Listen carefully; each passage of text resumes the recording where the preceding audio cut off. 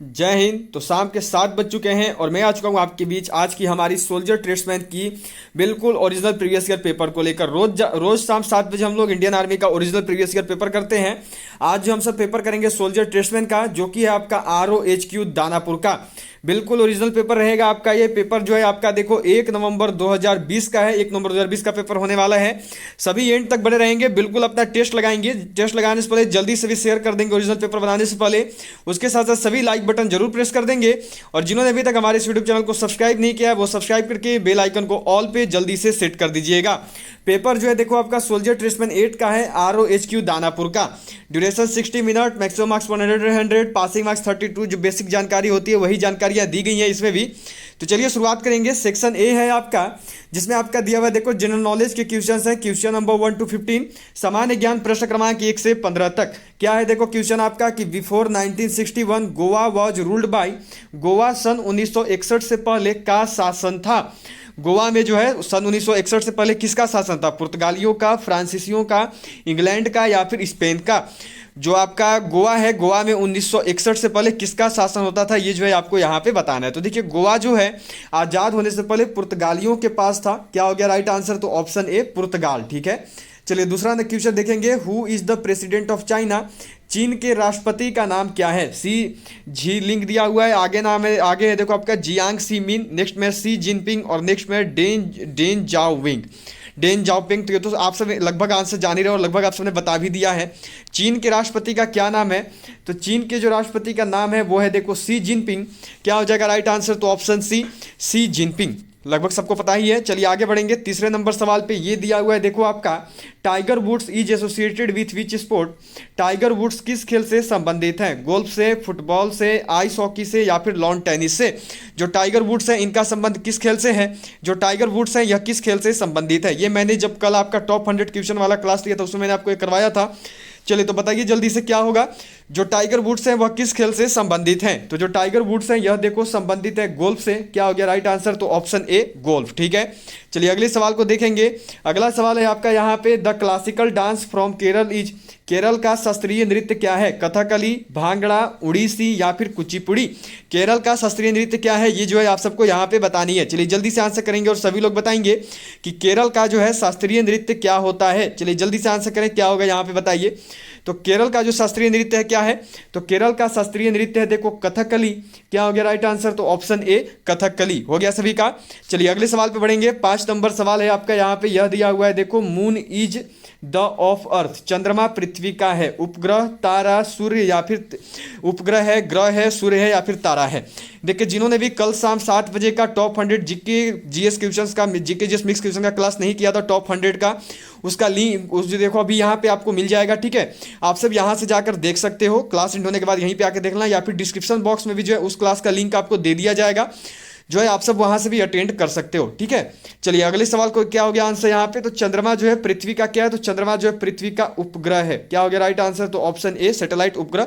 आप सब आई बटन पर जाकर क्लास देख सकते हैं। कल शाम 7 बजे वाला जो स्पेशल क्लास करवाया था टॉप 100 जीके जीएस क्वेश्चन का, आई बटन पर आपको मिल जाएगा, नहीं तो फिर डिस्क्रिप्शन बॉक्स में लिंक दिया हुआ है, वहां से भी जाकर आप सब उसे अटेंड कर सकते हो ये क्लास एंड होने के बाद। क्या दिया हुआ है देखो, in which year Bangladesh fought war for liberation? Bangladesh की मुक्ति हेतु युद्ध कौन से सन में लड़ा गया?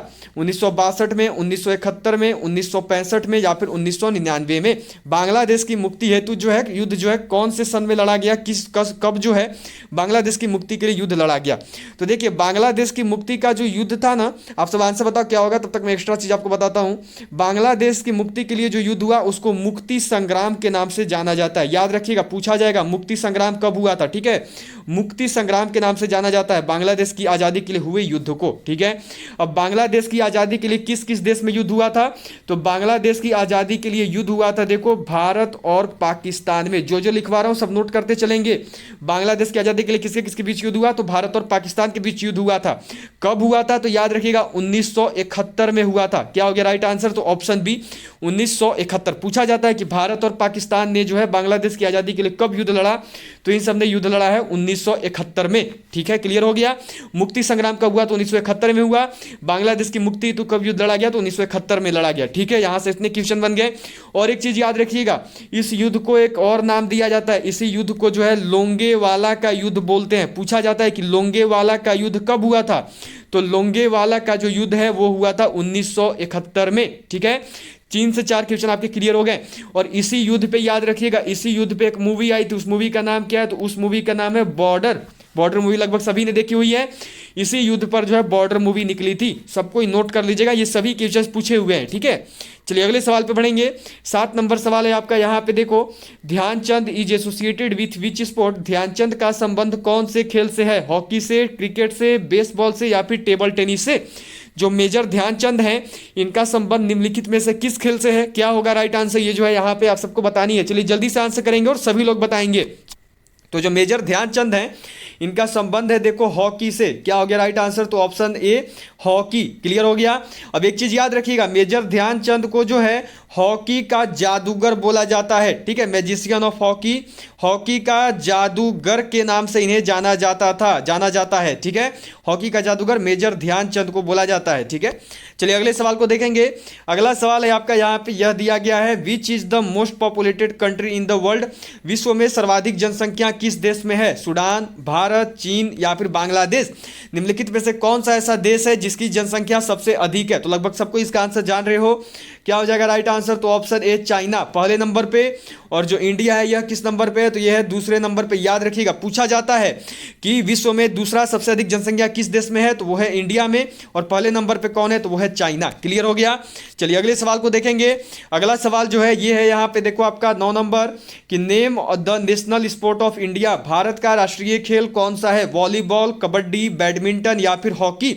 बताना है कि भारत का राष्ट्रीय खेल कौन सा है।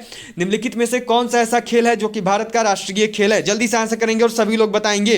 तो जो भारत का राष्ट्रीय खेल है, देखो ऐसे तो अभी तक कुछ घोषणा नहीं हुआ है किसी को भी लेके, कोई भी तक स्वीकृत राष्ट्रीय खेल नहीं है, पर माना किसे जाता है? तो माना जाता है हॉकी को। क्या हो गया राइट आंसर? तो ऑप्शन डी हॉकी हो गया सभी का। चलिए अगले सवाल को देखेंगे। 10 नंबर सवाल है, ये है यहाँ पे आपका देखो, who among the following wrote Ramayana? निम्नलिखित में से किसने रामायण लिखी थी? वाल्मीकि, वेदव्यास, तुलसीदास या फिर कालिदास? निम्नलिखित में से किसके द्वारा जो है रामायण को लिखा गया? सभी से आंसर आनी चाहिए और बिल्कुल सही आनी चाहिए, किसी से भी मिस्टेक नहीं चाहिए मुझे। क्या होगा राइट आंसर? देखो, तो रामायण को किसने लिखा है? तो जो रामायण है यह लिखा गया है वाल्मीकि के द्वारा। क्या हो जाता है राइट आंसर? तो ऑप्शन है रामायण किसने लिखा? तो रामायण लिखा है वाल्मीकि जी ने।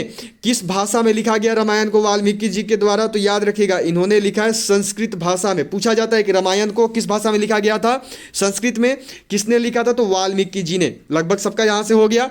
अब देखो यहां पे याद रखना, जो वेद व्यास है इन्होंने क्या लिखा है? तो वेद व्यास के द्वारा लिखा गया है महाभारत। ठीक है, वेद व्यास के द्वारा महाभारत लिखा गया है, और फिर वेद व्यास के द्वारा लिखा गया है भगवत गीता को। सबको नोट कर लीजिएगा, दोनों इंपॉर्टेंट है। ठीक है, रामायण किसने लिखा? तो रामायण लिखा वाल्मीकि जी ने। किस भाषा में? संस्कृत में। आगे यहाँ पे जो वेद व्यास है, वेद व्यास के द्वारा महाभारत लिखा गया, और वेद व्यास के द्वारा ही जो है भगवत गीता को भी लिखा गया। और ये जो दोनों के दोनों है, महाभारत और भगवत गीता, इन दोनों को भी लिखा गया है संस्कृत में। सभी पूछे हुए क्वेश्चन है, नोट करते चलोगे। संस्कृत में ही लिखा गया है महाभारत और भगवत गीता को। किसके द्वारा? तो वेद व्यास के द्वारा। क्लियर हो गया। अब यहीं पे देखिए आपके तुलसीदास हैं, जो तुलसीदास है, तुलसीदास जी के द्वारा रामचरितमानस लिखा गया है। नोट कर लीजिएगा सबको, रामचरितमानस किसने लिखा है? तो रामचरितमानस लिखा है तुलसीदास जी ने। क्लियर हो गया लगभग सबका यहां से। चलिए अगले सवाल पे बढ़ेंगे। अगला सवाल जो है यहाँ पे देखो आपका 11 नंबर सवाल ये दिया हुआ है, देखो कि Dronacharya award is given to? Dronacharya पुरस्कार को दिया जाता है खेल प्रशिक्षक को, खिलाड़ी को, वैज्ञानिक को या फिर फिल्म निर्देशक को? जो द्रोणाचार्य पुरस्कार है यह किसे दिया जाता है? तो जो द्रोणाचार्य पुरस्कार है यह देखो दिया जाता है खेल प्रशिक्षक को। क्या हो गया राइट आंसर? तो ऑप्शन ए स्पोर्ट्स कोच, खेल प्रशिक्षक। ठीक है, चलिए अगले सवाल को देखेंगे। ये है आपका, is the national flower of India? Bharat का राष्ट्रीय पुष्प है सूरजमुखी, गेंदा, गुलाब या फिर कमल? निम्नलिखित में से भारत का राष्ट्रीय पुष्प क्या है? क्या होगा राइट आंसर? ये जो है यहाँ पे आपको बताना है, बताइए जल्दी से कि भारत का राष्ट्रीय पुष्प क्या है? तो वो है देखो कमल। क्या हो गया राइट आंसर? तो ऑप्शन डी लोटस कमल हो गया सभी का।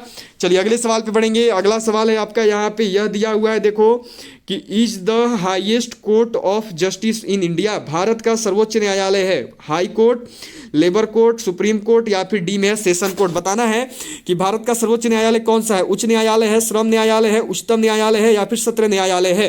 तो देखिए भारत का जो सर्वोच्च न्यायालय है वो क्या है, तो वह है सुप्रीम कोर्ट, वो क्या है, तो वह है उच्चतम न्यायालय। हो गया सभी का। चलिए अगले सवाल पे बढ़ेंगे। 14 नंबर सवाल है आपका, यहाँ पे यह दिया हुआ है, देखो Khajuraho temple is situated in, Khajuraho का मंदिर में स्थित है उत्तर प्रदेश, हरियाणा, असम या फिर मध्य प्रदेश। जो खजुराहो का मंदिर है यह कहाँ स्थित है। कल जो टॉप 100 क्वेश्चंस करवाई है मैंने जीके जिसके, उसमें मैंने ये वाला क्वेश्चन करवाया हुआ है, इसीलिए बोल रहा हूँ क्लास एंड होने के बाद डिस्क्रिप्शन बॉक्स से जाकर क्लास अटेंड कर लेना, लिंक दिया हुआ रहेगा, या फिर आई बटन पे भी जाके देख सकते हो, या फिर लास्ट में क्लास के आपको वीडियो ऑटोमेटिक दिख जाएगी। खजुराहो का मंदिर कहाँ पे है, तो ये है आपका मध्य प्रदेश में। हो गया सभी का। चलिए अगले सवाल को देखेंगे। सबको टॉप 100 जीके जिस क्वेश्चन वाला क्लास जरूर अटेंड कर लीजिएगा, जो कि कल शाम 7 बजे हुआ है। चलिए अगला सवाल है आपका, यहाँ पे 15 नंबर सवाल है, देखो which animal is called the ship of desert, किस जानवर को रेगिस्तान का जहाज कहते हैं, भेड़, ऊंट, हाथी या फिर घोड़ा। निम्नलिखित में से कौन सा ऐसा जानवर है जिसे रेगिस्तान का जहाज बोलते हैं। लगभग सबको पता है, क्या हो जाएगा राइट आंसर, तो ऑप्शन बी कैमल, ऊंट। हो गया सभी का। चलिए 15 जीके क्वेश्चन हो चुके हैं, अब जो है जीएस के क्वेश्चन में चलेंगे। जिन्होंने अभी तक भी क्लास क्वेश्चन को लाइक नहीं किया वो जल्दी से लाइक बटन प्रेस कर देंगे, उसके साथ साथ शेयर कर देंगे अपने और भी फ्रेंड्स के साथ, और जिन्होंने चैनल को सब्सक्राइब नहीं किया वो सब्सक्राइब करके बेल आइकन को ऑल पे जरूर सेट कर दीजिएगा। तो चलिए 16 नंबर क्वेश्चन है आपका यहाँ पे, अब देखो सेक्शन बी है, ठीक है, और सेक्शन बी में जो है आपका क्या रहेगा, तो सेक्शन बी में जो है आपका रीजनिंग होता है। रीजनिंग के क्वेश्चंस देख लो ताकि आपको आसानी हो, मैं बनवा नहीं रहा हूँ पर आप सब बना सकते हो, मैं आसानी से ऊपर लेके जा रहा हूँ जिससे आप सबको दिक्कत नहीं होगी, आप सब बाद में क्लास एंड होने के बाद इसे बना लेना। चलिए सेक्शन सी में आएंगे, और सेक्शन सी में जो है देखो आपका जनरल साइंस है, क्वेश्चन नंबर 21 to 35, सामान्य विज्ञान प्रश्न क्रमांक 21 से 35 तक। क्या है देखो 21 नंबर सवाल, which blood group is called universal donor, कौन सा रक्त समूह को सार्वभौमिक दाता कहते हैं, बी, ओ, ए या फिर ए बी। निम्नलिखित में से कौन सा ऐसा रक्त समूह है जिसे सार्वभौमिक दाता, जिसे यूनिवर्सल डोनर के रूप में जाना जाता है। तो देखिए यूनिवर्सल डोनर बोलते हैं ओ ब्लड ग्रुप वालों को। क्या हो जाएगा राइट आंसर, तो ऑप्शन बी। हो गया सभी का। चलिए अगले सवाल पे बढ़ेंगे। अगला सवाल है यहाँ पे आपका, नेक्स्ट क्वेश्चन जो है दिया हुआ है, देखो 22 नंबर सवाल है आपका कि what is the full form of GSLV. GSLV का क्या मतलब है, बताना है जीएसएलवी का फुल फॉर्म क्या होता है। चलो यहाँ पे बताना है आपको, दिया हुआ है देखो जियो सिंक्रोनस सैटेलाइट लॉन्च व्हीकल, या फिर दिया हुआ है जियो स्टेशनरी और लाइट व्हीकल। नेक्स्ट में आपका ग्लोबल सैटेलाइट लॉन्च व्हीकल, या फिर दिया हुआ है देखो यहाँ पे आपका क्या है नेक्स्ट पे देखो, तो नेक्स्ट में आपका जियो सिंक्रोनस सैटेलाइट लिमिटेड व्हीकल। क्या होगा राइट आंसर, ये जो है यहाँ पे आपको बतानी है। चलिए जल्दी से आंसर करेंगे और बताएंगे कि जीएसएलवी का फुल फॉर्म क्या होता है। सभी को जो है आंसर करना है, किसी से भी मिस्टेक नहीं होनी चाहिए। तो देखिए जीएसएलवी का जो फुल फॉर्म है ना वो होता है देखो आपका जियो सिंक्रोनस सैटेलाइट लॉन्च व्हीकल। क्या हो जाएगा राइट आंसर, तो ऑप्शन ए। हो गया सभी का। चलिए अगले सवाल पे बढ़ेंगे, और 23 नंबर सवाल है आपका यहाँ पे, यह देखो कि which vitamin is provide by sunlight to the body. सूर्य की रोशनी से शरीर को कौन सा विटामिन प्राप्त होता है, vitamin C, vitamin D, vitamin A या फिर विटामिन बी। सूर्य की रोशनी से शरीर को कौन सा विटामिन प्राप्त होता है, देखो इस विटामिन को सनशाइन विटामिन भी बोलते हैं। ये क्वेश्चन मैंने टॉप 100 जीके जिस क्वेश्चन की क्लास में करवा रखा है, सभी जरूर देख लेना। मैं फिर से बोल रहा हूँ टॉप 100 जीके जिस क्वेश्चन की क्लास, लिंक नीचे डिस्क्रिप्शन बॉक्स में दे रखा है ऑलरेडी मैंने, और बाद में आपको मिल जाएगा क्लास एंड होने के बाद, या फिर आई बटन से भी अटेंड कर सकते हो। तो देखिए उसको सूर्य की रोशनी से जो विटामिन प्राप्त होती है उसको क्या बोलते हैं, तो उसको बोलते हैं विटामिन डी। हो गया सभी का। चलिए अगले सवाल पे बढ़ेंगे, और 24 नंबर सवाल है आपका यहाँ पे, यह दिया हुआ है देखो आपको कि photosynthesis happens in the presence of which of the following catalyst. निम्नलिखित में से किस उत्प्रेरक की उपस्थिति में प्रकाश संश्लेषण होता है, कार्बन डाइऑक्साइड, सूर्य से प्रकाश ऊर्जा, मृदा में जल या फिर हरे पौधों की पत्ती में उपस्थित क्लोरोफिल। निम्नलिखित में से किस उत्प्रेरक की उपस्थिति में जो है प्रकाश संश्लेषण होता है। अब देखिए प्रकाश संश्लेषण जो है वो तो मूल रूप से चारों की उपस्थिति में होता है, लेकिन चारों के चारों तो उत्प्रेरक नहीं है। इनमें से उत्प्रेरक कौन है, तो इनमें से उत्प्रेरक है देखो क्लोरोफिल। ठीक है, किस उत्प्रेरक की वजह से होता है प्रकाश संश्लेषण, तो वह होता है हरे पौधों की पत्तियों में उपस्थित क्लोरोफिल की वजह से। ठीक है। चलिए 25 नंबर सवाल यहाँ पे है आपका, देखो which part of the body is affected by hepatitis B.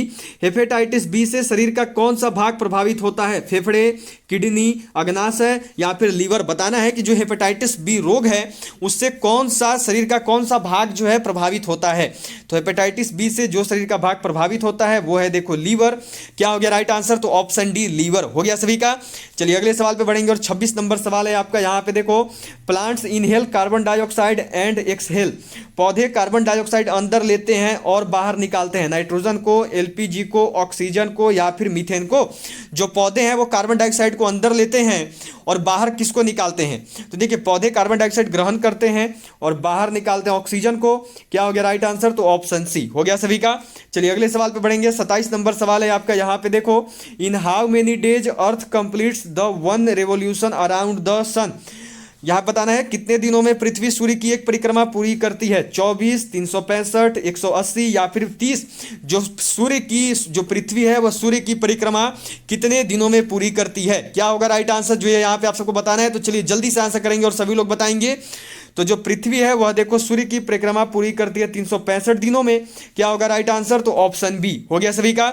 चलिए अगले सवाल पे बढ़ेंगे। 28 नंबर सवाल है आपका, यहाँ पे देखो, what is the number of the bones in a human body. मानव शरीर में हड्डियों की संख्या कितनी होती है? 105, 196, 206 या फिर 256।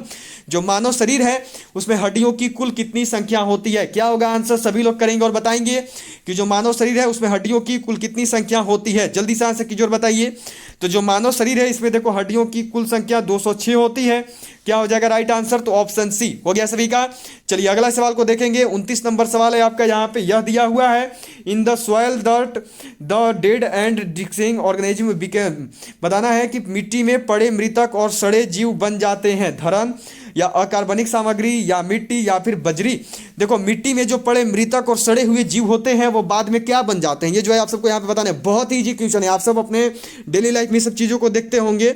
जो मृतक और सड़े हुए जीव होते हैं, जो पौधे होते हैं, जो पत्तियाँ होती हैं या कोई भी जो मृतक जीव होते हैं उनकी बॉडी क्या होती है, तो देखो वो क्या बनते हैं ये आपको बताना है। ठीक है, ये आपके लिए थोड़ा सा मैं क्वेश्चन दे रहा हूँ, ये क्वेश्चन आपके लिए आज का होमवर्क रहेगा। ठीक है, बताना कि मिट्टी में जो है सड़ गल के जो बॉडी होती है वो क्या बन जाते हैं। ठीक है, चलिए अगले सवाल को देखेंगे। 30 नंबर सवाल है आपका, यहाँ पे देखो, lactometer measures the purity of. Lactometer की शुद्धता की माप करता है पानी की, दूध की, पेट्रोल की या फिर डीजल की। जो लैक्टोमीटर है वह निम्नलिखित में से किसकी शुद्धता की माप करता है? क्या होगा राइट आंसर? ये जो है यहाँ पे आप सबको बताना है। चलिए जल्दी से आंसर करेंगे और सभी लोग बताएंगे। तो जो लैक्टोमीटर है यह देखो दूध की शुद्धता को मापता है। क्या होगा राइट आंसर? तो ऑप्शन बी हो गया सभी का। चलिए अगले सवाल को देखेंगे। 31 नंबर सवाल है आपका, यहाँ पे देखो यह दिया हुआ है, the boiling temperature of water is degree Celsius. पानी के उबलने का तापमान डिग्री सेल्सियस होता है 110, 97, 80 या फिर 100। जो पानी के उबलने का तापमान है वह कितना डिग्री सेल्सियस होता है? सभी लोग करेंगे और जल्दी से बताएंगे। तो चलिए बताइए जल्दी से कि पानी के उबलने का जो तापमान है वह कितना डिग्री सेल्सियस होता है? तो यह देखो होता है 100 डिग्री सेल्सियस। क्या हो गया राइट आंसर? तो ऑप्शन डी हो गया सभी का। चलिए अगले सवाल पे बढ़ेंगे और 32 नंबर सवाल है आपका, यहाँ पे देखो, which of the following vitamin is necessary for normal clotting of blood. रक्त के सामान्य जमावट के लिए इनमें से कौन सा विटामिन जरूरी है? Vitamin C, vitamin A, vitamin B या फिर विटामिन के। बताना है कि रक्त के सामान्य जमावट के लिए निम्नलिखित में से कौन सा विटामिन जो है हमारे लिए बहुत ही जरूरी होता है। तो देखिए वह विटामिन है आपका विटामिन के। क्या हो जाएगा राइट आंसर? तो ऑप्शन डी हो गया सभी का। चलिए अगले सवाल को करेंगे। नेक्स्ट क्वेश्चन जो है वो देखो अब जो है आपका यहीं पे कंप्लीट हो रहा है। ठीक है, आज जो है आपके 30, आज ये 35 तक नहीं है, 35 तक होना चाहिए था पर आगे क्वेश्चन अवेलेबल नहीं है, इसमें 32 तक ही है। तो आज आपके केवल 27 क्वेश्चन हुए हैं, बाकी 5 उधर क्वेश्चन अवेलेबल थे रीजनिंग के, तो वो आपने बनाए होंगे तो अच्छी बात है। आप टोटल 32 में से बता सकते हो आपने 32 में से कितने क्वेश्चन को सही किया। पर आपको 27 जीके जिस क्वेश्चन करवाए गए हैं तो आप सब अपना स्कोर जरूर बताइएगा कि 27 में से जो है आप सबने कितने क्वेश्चन को सही किया। उसके साथ साथ जाते सबको होमवर्क का आंसर जरूर बता देंगे।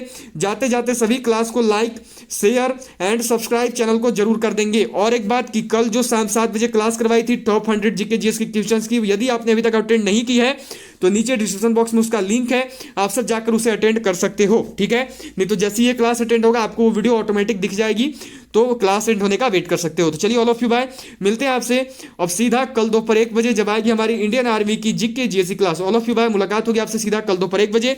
तब तक के लिए बाय, जय हिंद, जय Bharat, good night, sweet dreams. मिलूंगा आपसे सीधा कल दोपहर 1 बजे। जय हिंद, जय भारत।